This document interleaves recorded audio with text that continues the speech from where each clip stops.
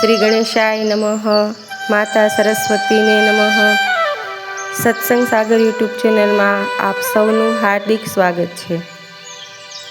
આજે હું તમને આ વિડીયોમાં જણાવીશ આખા વર્ષ દરમિયાન કરવામાં આવતી એકાદશી વ્રતના વિધિ વિધાન. જો તમને મારો આ વિડીયો પસંદ આવે તો મારી ચેનલને લાઈક કરજો, શેર કરજો અને સબસ્ક્રાઈબ કરજો. ધન્યવાદ. એકાદશી વ્રત ઉપવાસ કરવાવાળા સ્ત્રી પુરુષોએ દશમના દિવસથી જ ડુંગળી, લસણ તેમજ મસૂરની દાળ વગેરેનું સેવન કરવું જોઈએ નહીં. 11સની સવારે ટૂથપેસ્ટ કે ઝાડ પરથી તોડેલું દાંતણ કરવું જોઈએ નહીં. એના બદલે લીંબુ, જાંબુ અથવા કેરીના પત્તા ચાવી મુખ શુદ્ધિ કરી લેવી. આંગળી વડે છેક ગળા સુધીના ભાગને યથાશક્તિ સ્વચ્છ કરવો.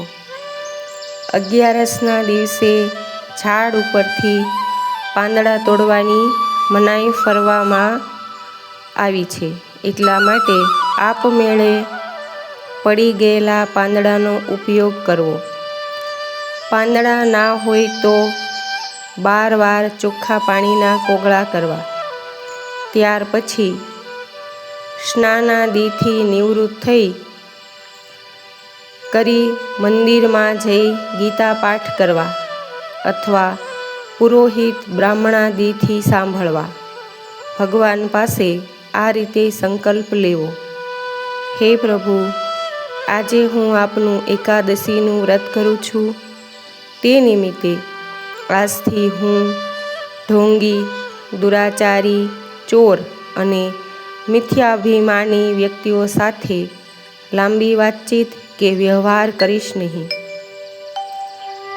કોઈનું દિલ દુભાય એવી વાત કરીશ નહીં. ગાય, બ્રાહ્મણ આદિને ફળાહાર તેમજ અન્નાદિ આપી પ્રસન્ન કરીશ. વ્રત નિમિત્તે રાત્રિ જાગરણ કરી આપનું કીર્તન કરીશ. ઓમ નમો ભગવતે વાસુદેવાય આ 12 અક્ષર મંત્રના જાપ કરીશ. રામ, કૃષ્ણ ઇત્યાદિ વિષ્ણુ સહસ્ત્ર નામને કંઠનું આભૂષણ બનાવીશ.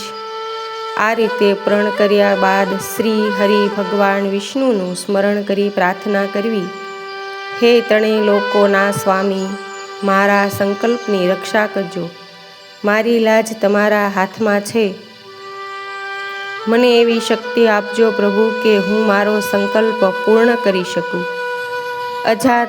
અજાણતા પણ જો કોઈ દુષ્ટ, જુઠ્ઠા કે નિંદાખોર મનુષ્ય સાથે વાત કરી હોય તો આ દોષના નિવારણ માટે ભગવાન સૂર્યનારાયણના દર્શન કરી ધૂપદીપથી શ્રી હરિની પૂજા અર્ચના કરી માફી માંગી લેવી. એ દિવસે ઘરમાં કચરો વાળવો નહીં. કીડી મકોડા જેવા નાના જીવજંતુ મરી ના જાય એનું ધ્યાન રાખવું. 11સના દિવસે વાળ કપાવવા નહીં અને વધારે પડતું બોલવું નહીં. બની શકે તો મૌન રાખવું અને મનમાં વાસુદેવના જાપ કરવા. 11સના દિવસે યથાશક્તિ અન્નદાન કરવું, પરંતુ કોઈએ આપેલું અન્ન ક્યારેય લેવું નહીં. જૂઠું બોલવું, છળ કપટ, ઊંઘ પારકી નિંદા, હિંસા, ક્રોધ જેવા કુકર્મોથી દૂર રહેવું. દસમની સાથે આવતી 11સને ઘરડી ગણવામાં આવે છે. શિવ ઉપાસકો તો એને ગણી લે છે, પરંતુ વૈષ્ણવે તો 12સની સાથે આવતી 11 જ કરવી અને ત્રયોદશી 13 આવતા પહેલાં વ્રતના પારણા કરી લેવા. ફળાહારીએ ગાજર, કોબીજ, તાંદળજો, પાલક અને મોગરી કે મૂળાના શાકનું સેવન કરવું જોઈએ નહીં, પરંતુ કેરી, દ્રાક્ષ, કેળા, બદામ, પિસ્તા ઇત્યાદિ અમૃત ફળોનું સેવન કરવું. એકાદશીના દિવસે અશુદ્ધ જળમાંથી બનેલા પાણી ન પીવા. કોલ્ડ ડ્રિંક્સ, એસિડ વગેરે નાખેલા ફળોનો ડબ્બાપેક રસ ન પીવો. 2 વાર ભોજન ન કરવું.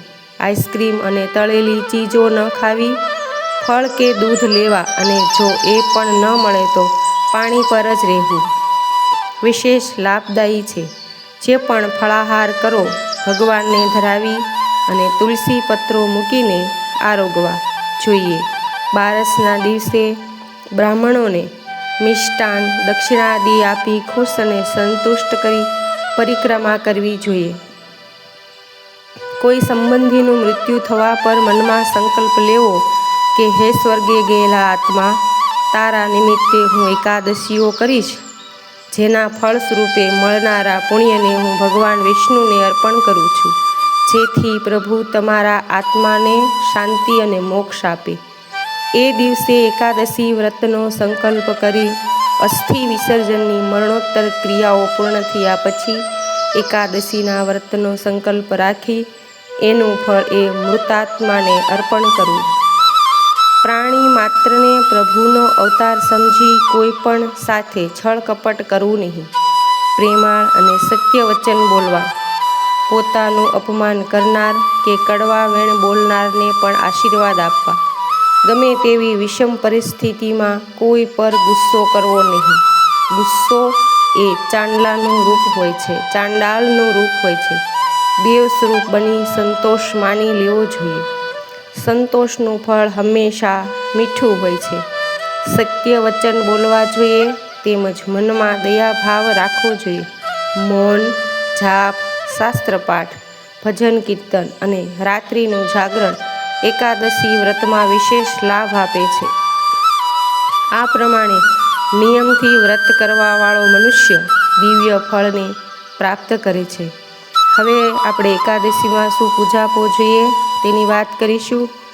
ફૂલોની માળા, ફૂલ ગુલાબની પાંખડીઓ, દુર્વા કેરીના પાન, તુલસી, નાળાછડી, દીવો અગરબત્તી, ધૂપ, કેસર, કપૂર, ચંદન, પ્રસાદમાં પેંડા, પતાસા, ઋતુફળ, કેળા, પાન, સોપારી, રૂ, ગંગાજળ, અગ્નિહોત્ર, ભસ્મ, ગૌમૂત્ર, અબીલ ગુલાલ, ચોખા, અબરખ, ગુલાબજળ, ધાનના બિયા, અત્તર, કાચ કે અરીસો, ઇલાયચી, જાવિત્રી, જાયફળ, પંચમેવા, હળદર, પીળી સરસવ, મહેંદી, નારિયેળ, ગોળ, પંચપલ્લવ, કાચો દોરો, મગની દાળ, કાળા અડદ,